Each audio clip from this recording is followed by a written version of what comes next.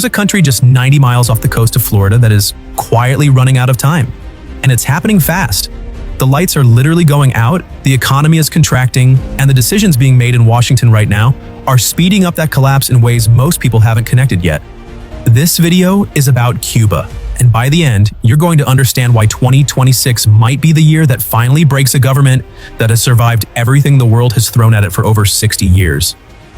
You see, Cuba has been in crisis before, and it survived the collapse of the Soviet Union, decades of sanctions, and the death of Fidel Castro. It always managed to find a lifeline just in time. But right now, for the first time in modern history, there might not be one coming, and we'll get to why that matters in a moment, because it changes everything about how you see the situation. Let's start with the basics.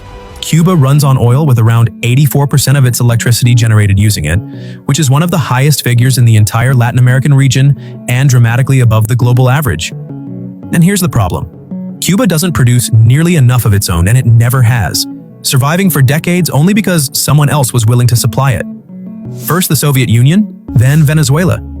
But both of those lifelines are gone, or disappearing fast, and what's replacing them isn't anywhere near enough to fill the gap.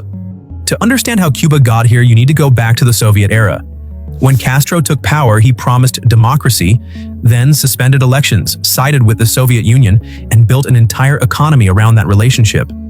The Soviets bought Cuban sugar at above market rates and sold Cuba oil, food, and machinery at heavily discounted prices. And for a long time it worked. Until it didn't. When the Soviet Union collapsed in the early 1990s, Cuba's economic output fell by more than a third almost overnight. Oil shipments stopped, factories shut down, and food couldn't reach cities. Cuba entered what its own government called the Special Period, which was essentially a nationally managed survival mode built on rationing, blackouts, hunger, and a shrinking economy kept alive only through emergency measures and limited economic reforms. Most governments wouldn't have survived that, but Cuba's did. And the reason it did brings us to the next lifeline.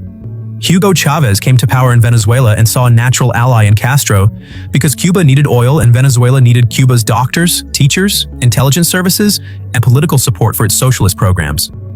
So a deal was struck where tens of thousands of barrels of oil per day flowed to Cuba at heavily discounted rates, and in return Cuba sent personnel and expertise. It was the relationship that kept the lights on for the next 2 decades. But here's where the current crisis really starts. Venezuela's oil sector was catastrophically mismanaged, and when global oil prices collapsed in 2014, dropping from $92 a barrel to $49 in a single year, Venezuela's government budget was gutted and subsidized.